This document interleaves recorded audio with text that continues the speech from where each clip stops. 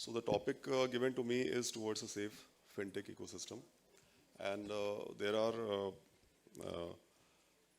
what exactly is fintech and the things that we use, the terms that we use to define fintech. Uh, it's not really important to revise all of that because we are all basically from that sector only. But let's just for a recap. Fintech is about the four fulcrums that make it up. One is talent, then capital, policy, and demand. And all of this is basically we interwoven by what we call the infrastructure, the digital infrastructure. And this is how then is used by entrepreneurs, technology firms, traditional FIs, consumers, corporates, government, regulators, investors, angel investors, academia, entrepreneurs, and all that.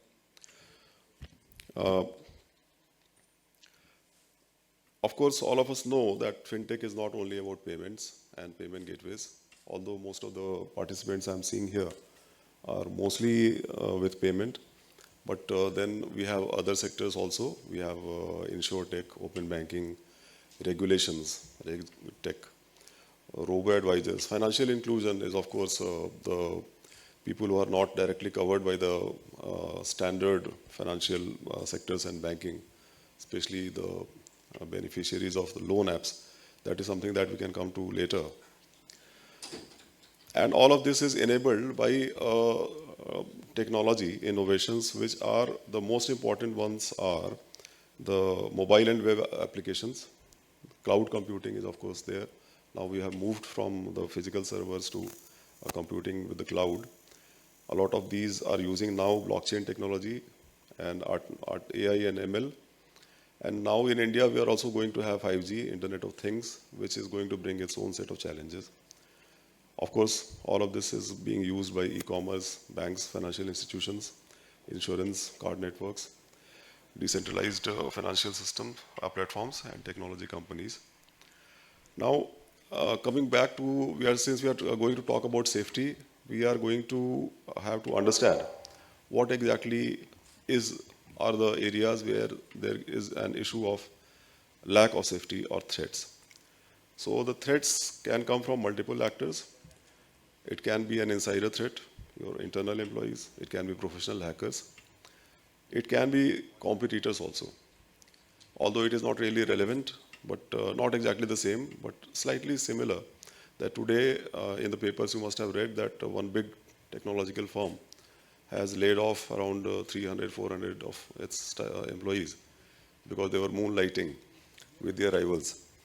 I don't know whether that was something that they were doing, this internal threat or not, but that is also something that is coming up now. It can be political activists.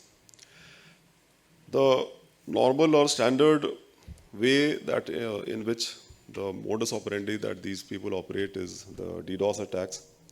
They do spoofing, ransomware, insider threat, malware, sniffing, in which they sniff the network, especially when it is unencrypted. Phishing, zero-day attacks, where the vulnerabilities is not known even to the developer, and APTs. All of these will, if any of these threats materialize, then we have what all can be compromised. The company's strategy information can be compromised. Its data can be compromised. Commercial and customer information can be compromised. The vendor information can be compromised. Financial and compliance information can be compromised. Operational information, the applications, the intellectual property and employee information, all of these can be compromised, and that becomes a big threat. So again, we are coming back to this, the types of attacks that was there in the previous slide also. Here, some definitions are there. There is a study, it was published somewhere in 2019 in the US, I think, some cyber security firm. They said that out of 100 successful attacks, 53 result in disruption of business processes. At least 35 result in theft of intellectual property and sensitive data. At least 33 result in reputational damage. 28% they result in financial loss, employee morale, and then issues of regulatory non-compliance are raised in more than 20% of the cases. This is taken from the Verizon data breach report of 2019. So as we can see that the average annualized cost by sector because of these attacks is highest in the financial services. In that particular year, it was 16.5 million in the financial services sector, which was the highest. And the number of DDoS attacks faced by the financial sector was 765, which was more than double the nearest rival, that was 365 for retail. Here are some interesting numbers taken from different sources. This is from the 2019 report of USA. Now, these two figures are important. This one and this one.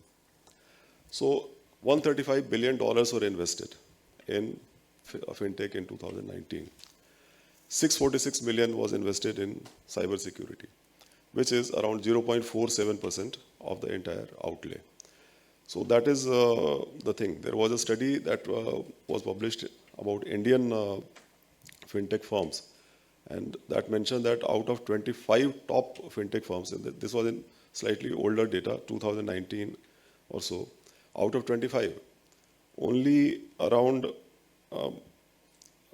one-third out of 25, one-third of them had allowed only text as the passwords in their applications.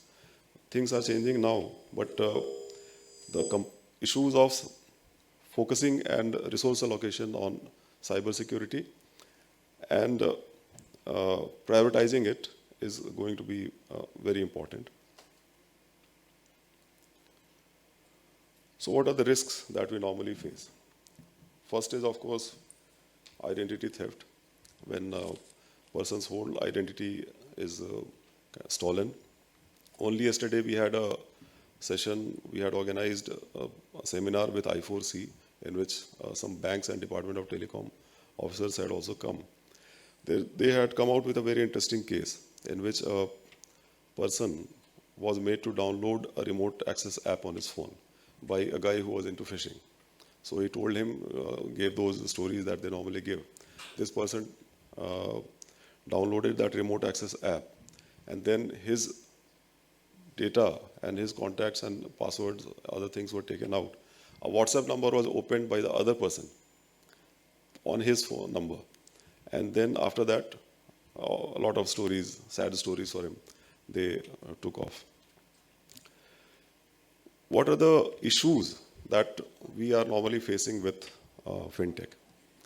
The first is that instead, compared to the standard banks, the nationalized or private sector banks, which are big financial institutions, they are heavily regulated.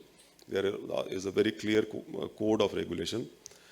The fintech's regulation is evolving. It's evolving all across the world, and it's evolving even in India. That is number one. Second thing is that there is a lot of competition, so there is a rush. There is a first-to-market rush. And in that, some compromises are taking place. Costs. So everybody would like to, come out with a, very comfortable product at a cheaper, quite a cheap cost. So that is causing some concerns. Then the issue of awareness and skills. Awareness is a big issue. Many people really do not really understand the type of threats and type of things can happen. They only learn it the hard way when something big has happened.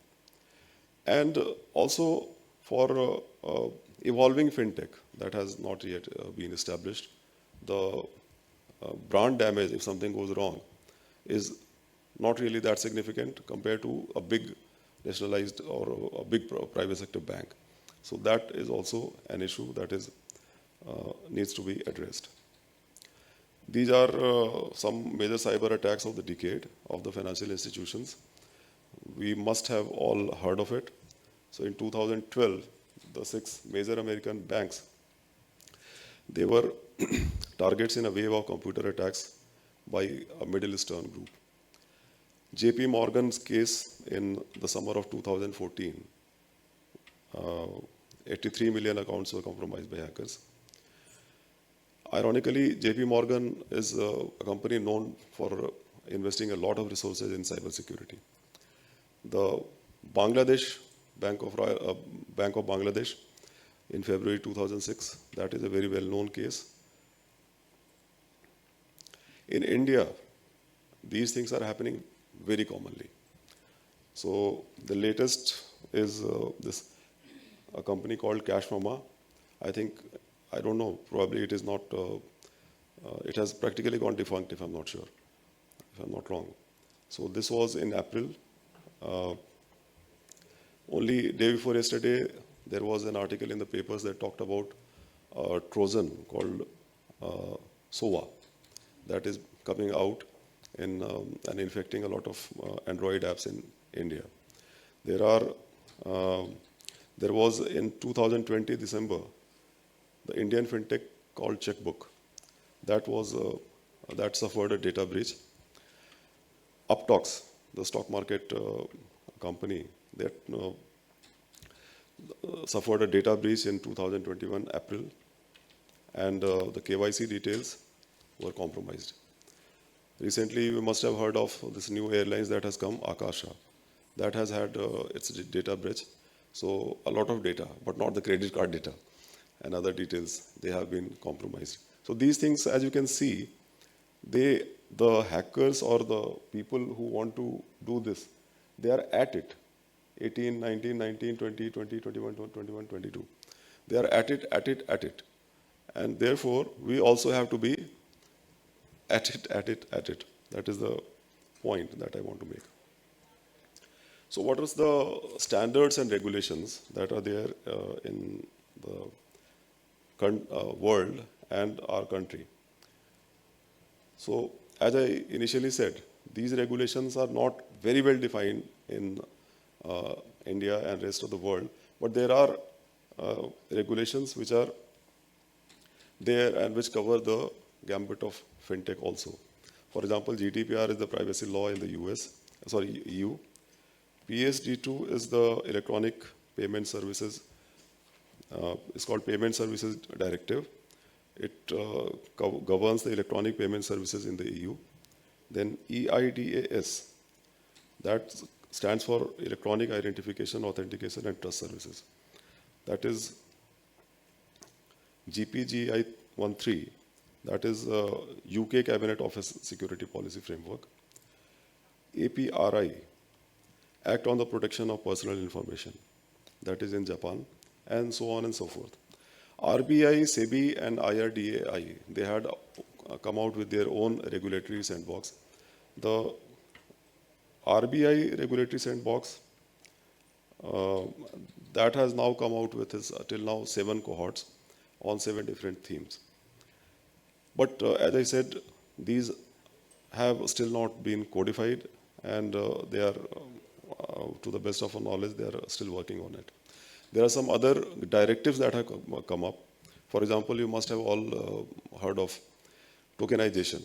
This is something that only day before yesterday there was a newspaper article in which what we read is this, that the Indian merchants, they have agreed for tokenization and subject to certain facilitations, which is a good thing, so that the credit card details will not be stored on the servers.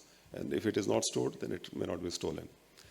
The virtual Aadhaar ID is a system that the government has already come out with quite some time back. Unfortunately, that is not too much in use.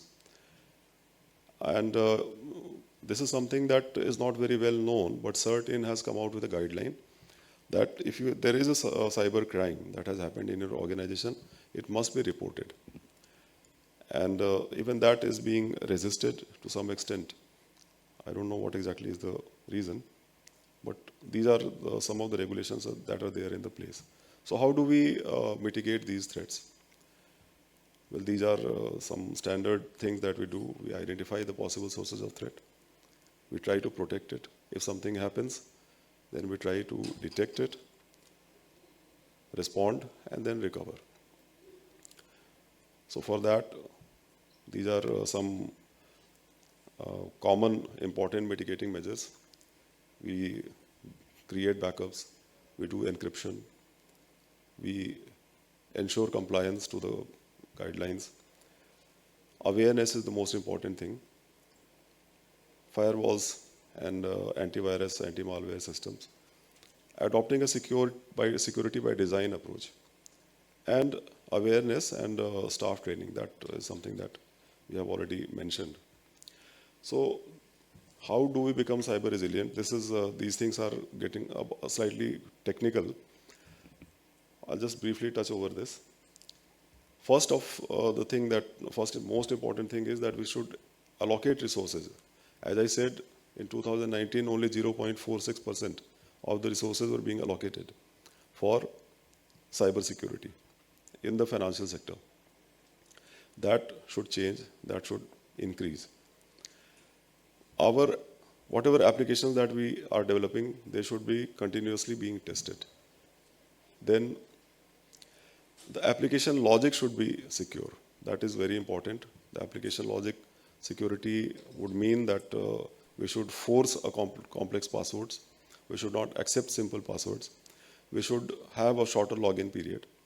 And we should ask them to change the password every, let's say, 1 month or so. Data encryption.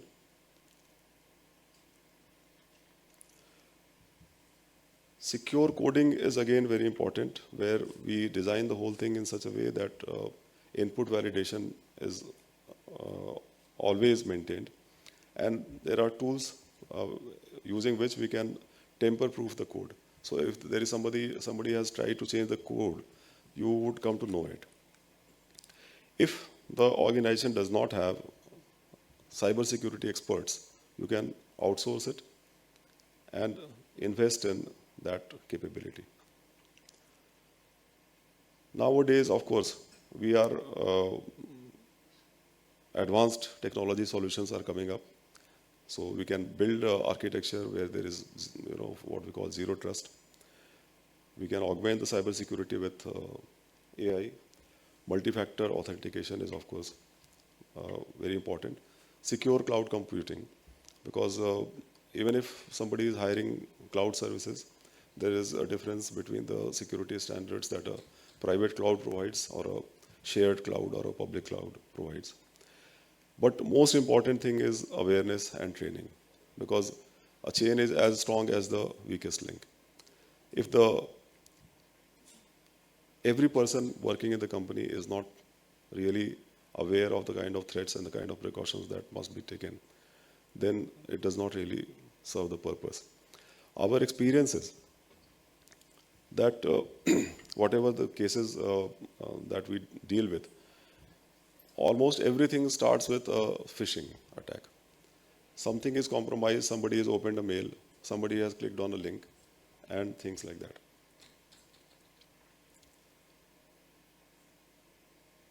Then a 24/7 monitoring, continuous testing, and proactive customer protection. That is, again, very important.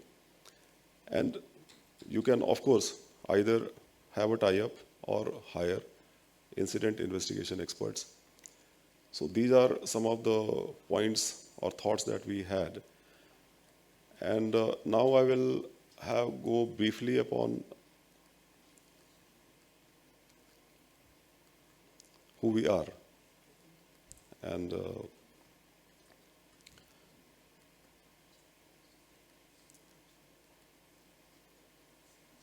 so Maharashtra Cyber is the cyber police wing of Maharashtra state. We have jurisdiction all over the Maharashtra state, including Mumbai city and the rest of Maharashtra. This wing was created in 2016, and we had 3 objectives. First was statistics and research of crimes. Second was investigation. The third was training and capacity building.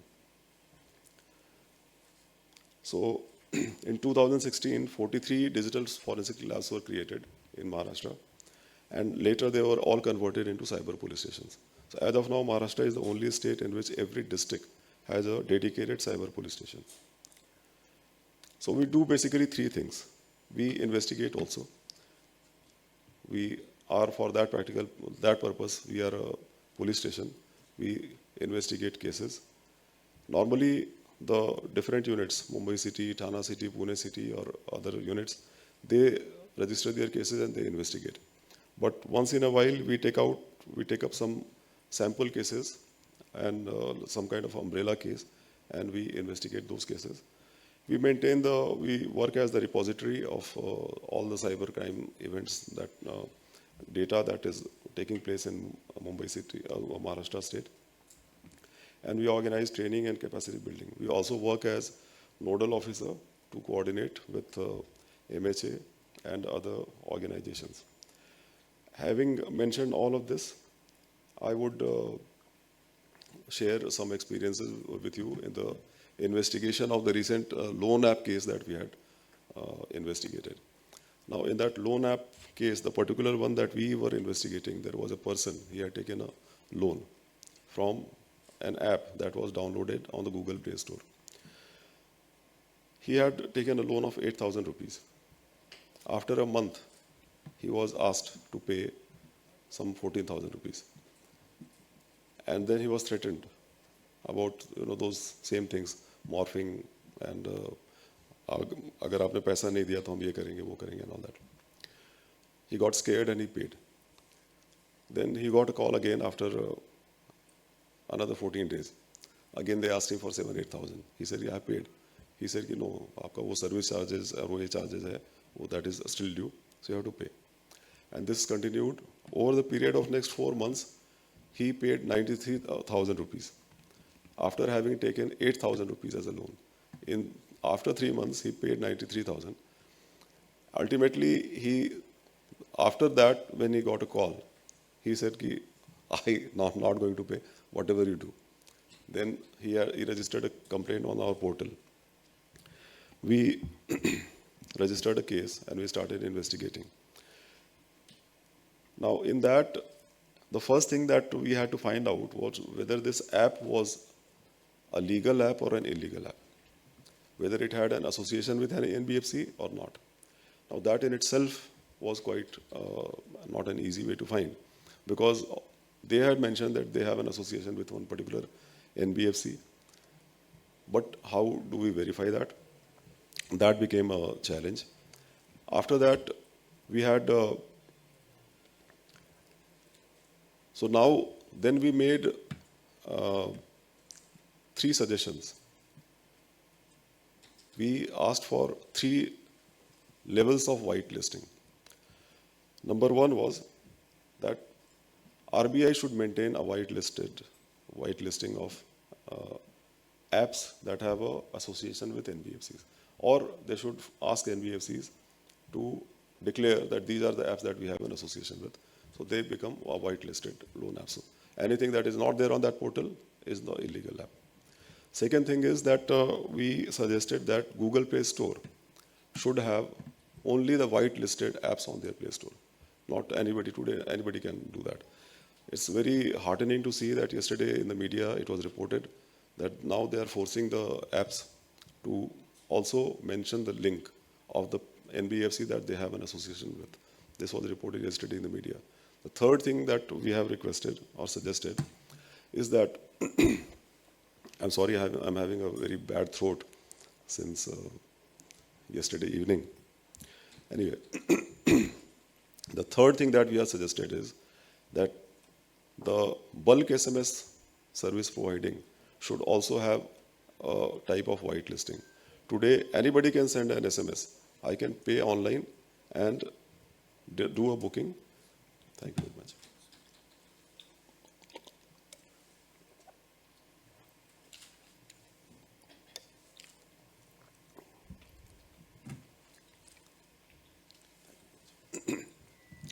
So I can today make an online payment and do a bulk SMS. I can send any SMS that आपके यहाँ lottery लग गई है, you win a lottery, you have got a job, you have been selected, I am an HR, your electricity bill is going to be disconnected, and things like that. I can send an SMS by a sender ID. I can send it to 1 lakh or 100,000 people, and I don't know how many fish I will catch. So that's another thing that we have suggested. One more thing that we have suggested is the virtual private network, that as of now, some of the virtual private networks have been, they have said that they have shut their shops from India because of the regulations that have come out, that all the VPNs have to maintain the server logs. But they are operating using virtual servers. For example, ExpressVPN has a server one is a virtual server based in London, another is in Singapore. So the work is going on. So the very simple thing is that they are being asked to maintain a log of the activity that somebody has done. It's not being asked. They are just saying that if there is a case, if there is an investigation, and if the law of the land demands that this detail should be provided, then it should be provided. So these are the experiences that we have had, and we would like to share that with you. This is a small experience sharing and some of the inputs that we would like to suggest to people who are in the fintech industry. Thank you very much for having me here, and thanks a lot.